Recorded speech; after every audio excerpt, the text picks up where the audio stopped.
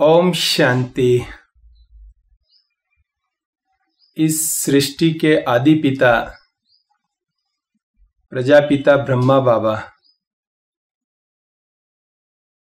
जो इस ब्रह्मा कुमारीज के भी साकार फाउंडर हैं,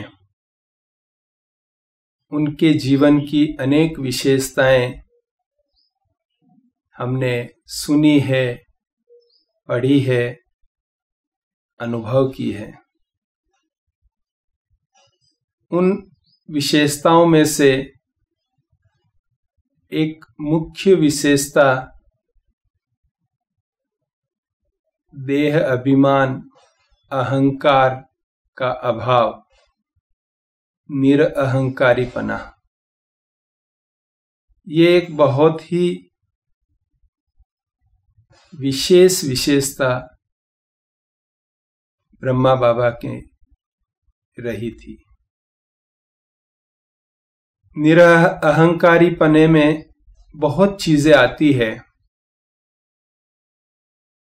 इसका बहुत विस्तार है, लेकिन उसके एक पहलू पर मैं आज आपको कुछ बताना चाहूंगा। निरअहंकारीपने में एक मुख्य आधार होता है, वो है त्याग।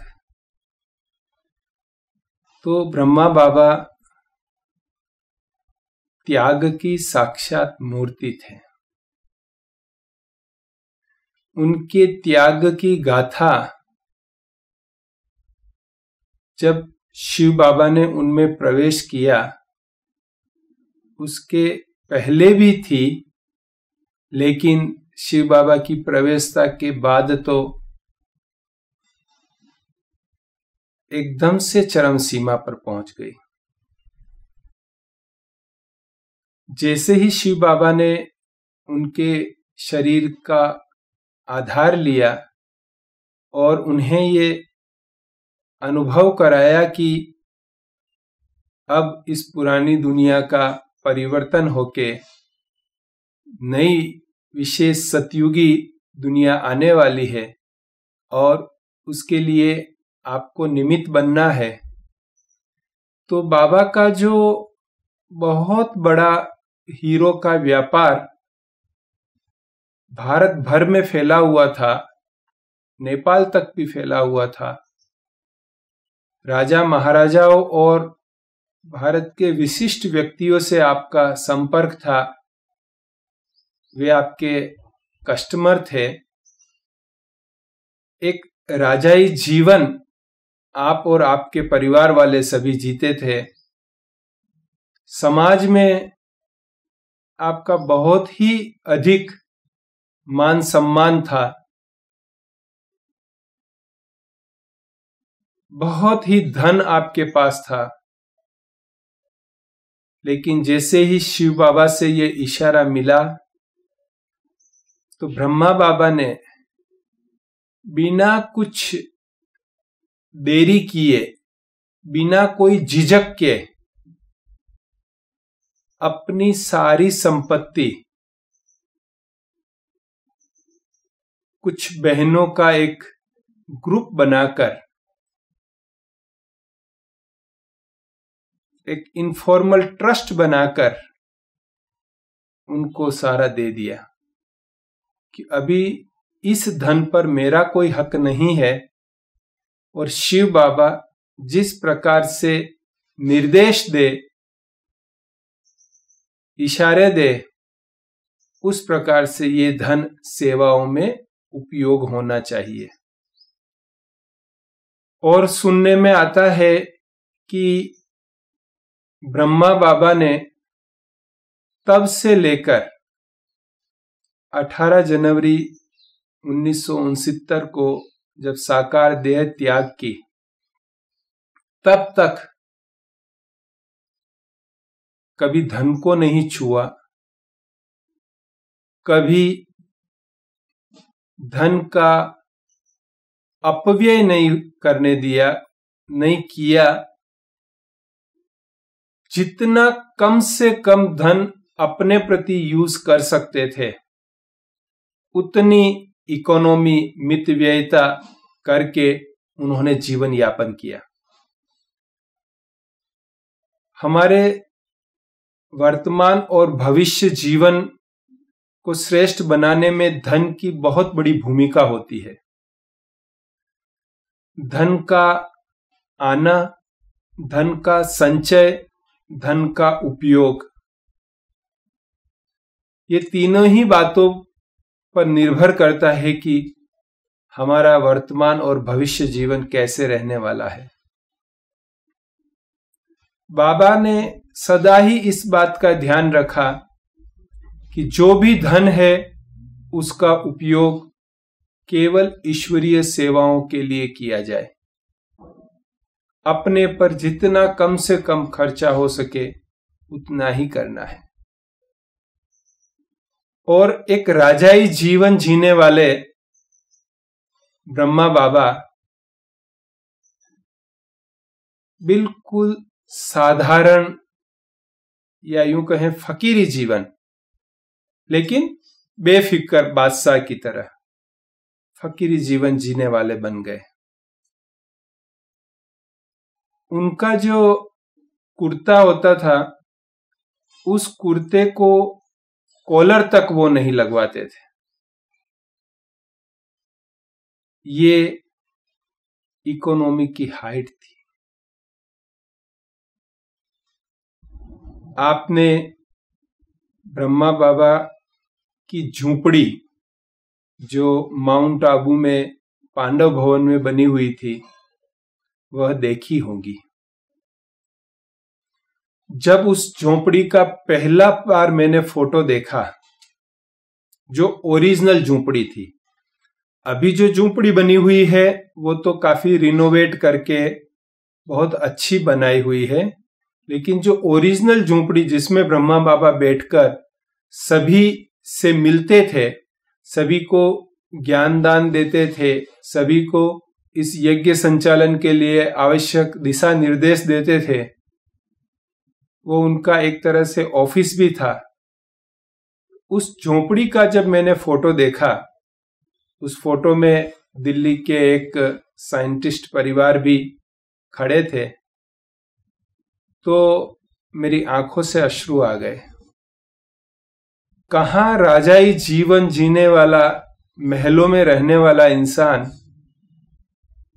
और परमात्मा प्राप्ति के बाद त्याग को परिभाषित करने के लिए, त्याग के महत्व को समझकर दूसरों को समझाने के लिए कैसे प्रैक्टिकल जीवन व्यतीत कर रहे थे। कितना साधारण। और बाबा का त्याग वो कोई मजबूरी का त्याग नहीं था, वो कोई अज्ञानता का त्याग नहीं था। अज्ञानता से मतलब है कि जैसे आपको कोई व्यक्ति दो आभूषण लाके देता है, जो एक प्लेटिनम से बना है और एक चांदी से बना हुआ है, और आपको प्लेटिनम की पहचान नहीं होने से आप अपनी पसंद में चांदी का ले लेते हैं, तो ऐसा नहीं कहा जाएगा कि प्लेटिनम का त्याग कर दिया, क्योंकि आपको तो उसका परिचय ही नहीं था, इसलिए आपने उसकी वैल्यू नहीं समझी, इसलिए आपने चांदी को ज्यादा वैल्यूएबल समझकर उसे अपनाया, उसे पसंद किया। तो ये अज्ञानता का त्याग कहलाएगा। और मजबूरी का त्याग माना कोई चीज, जैसे किसी को डायबिटीज हो जाती है और फिर गुलाब जामुन का त्याग करना पड़ता है, तो वो त्याग मजबूरी का त्याग है। लेकिन ब्रह्मा बाबा ने समझकर, भविष्य भाग्य को ध्यान में रखकर, उदाहरण मूर्त बनने के लिए और अपना श्रेष्ठ भाग्य जमा करने के लिए तर्क संगत और न्याय संगत त्याग किया था। और उस त्याग का प्रभाव ब्रह्मावत्सों पर, यानी कि उस समय के जो भी ब्रह्मा कुमार कुमारियां थे, उन्होंने जब ब्रह्मा बाबा का जीवन ऐसा त्यागमय देखा तो स्वतः ही उनके जीवन में भी त्याग परिलक्षित होने लगा। जब ब्रह्मा बाबा पांडव भवन में रहते थे उस समय भी वहां नए कमरे बन चुके थे, लेकिन फिर भी ब्रह्मा बाबा के रहने का कमरा भी बहुत छोटा सा और किसी प्रकार की सुविधाएं उसमें नहीं थी। वहीं ब्रह्मा बाबा रहते थे और उनकी ऑफिस के रूप में जो झोपड़ी थी वो भी खजूर के पत्तों की बनी हुई, कि जिसमें बारिश और सर्दियों में तो बहुत ही असुविधाजनक होता था। ऐसी झोपड़ी में ब्रह्मा बाबा ने रहकर अपना सेवाएं किया। तो ये त्याग हमारे भाग्य का आधार बनता है। ब्रह्मा बाबा ने तो त्याग का भी त्याग किया। त्याग करने के बाद भी कभी उसे लेकर किसी को ताना कसा हो ऐसा नहीं है, केवल करके दिखाया। जो समझ सके उन्होंने फॉलो किया और आज भी करते हैं। लेकिन अगर कोई सुविधाओं का यूज कर भी रहा था तो बाबा उसे यही कहते थे कि हाँ बच्चे, आप तो देवता बनने वाले हैं, महाविश्व महाराजन बनने वाले हैं, इसलिए आप जरूर उपयोग कीजिए। तो बाबा ने त्याग की एक नई परिभाषा दी कि जहां त्याग का कोई संकल्प भी नहीं उठे कि मैंने इतना त्याग किया है या मेरे त्याग को देखकर आप लोग भी त्याग करो, ऐसे नहीं। एक बार सभी सामूहिक रूप से भोजन करने बैठे थे तो बाबा की थाली में दाल खत्म हो गई थी, बहुत थोड़ी सी बची थी। तो बाबा ने बहन को इशारा किया जो भोजन परोस रही थी।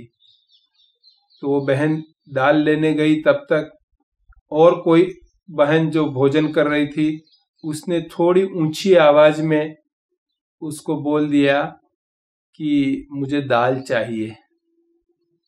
तो जैसे ही वो बहन अंदर से दाल लेके आई, चूंकि अंदर भी दाल खत्म हो चुकी थी, केवल आधी कटोरी ही दाल थी, तो तुरंत बाबा ने कहा कि बच्ची को चाहिए, बच्ची को दाल दीजिए। तो वो परोसने वाली बहन ने उस बहन को आंख दिखाई कि देखो बाबा के लिए लाई हूं, आधी ही कटोरी है। तो वो बहन समझ गई, तो उसने कहा नहीं बाबा आप लीजिए। तो बाबा ने कहा कि बाबा ने तो खा लिया है और बाबा के पास जो है उससे हो जाएगा, लेकिन ये दाल बच्ची को दी जाए। और दाल बाबा ने उस बच्ची को परोसाई। तो आप समझ लीजिए कि कितनी छोटी छोटी बातों का भी बाबा विशेष ध्यान रखते थे और कर्म करके सिखलाते थे। उसी कर्म को देखकर आज हम सभी ब्रह्मावत्स भी प्रेरित होते हैं।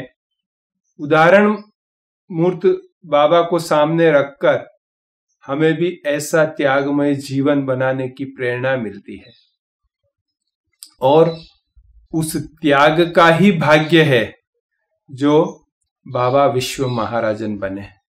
श्री नारायण जहां पर जिनके राज्यकाल में, जिनके जीवन में, जिनके खजाने में किसी वस्तु की कमी नहीं थी, लेकिन इस संगम युग पर उनके द्वारा किया हुआ त्याग वह एक यादगार है। तो ऐसे ब्रह्मा बाबा के जीवन को देखकर हम सभी भी यही शिक्षा लेते हैं कि अगर हमें अपना श्रेष्ठ भाग्य बनाना है तो बिन जरूरी वस्तुओं का हम त्याग करें और जिन लोगों की जरूरत है उन तक पहुंचाए, उनको खुशी आनंद मिले, सुख मिले, उसके लिए हम प्रयासरत न रहें, न कि हमारे अपने लिए हम उसको यूज करें। तो 18 जनवरी 1969 जब ब्रह्मा बाबा अव्यक्त हुए तब भी उनका अपना कहने को सामान की कोई लंबी लिस्ट नहीं थी, केवल कुछ ड्रेस थी और कुछ व्यक्तिगत यूज का साधारण सा सामान था। कहाँ राजाई जीवन जीने वाले और कहाँ ऐसी त्याग की मूर्ति। ऐसे ब्रह्मा बाबा को हम सत सत नमन करते हैं। ओम शांति।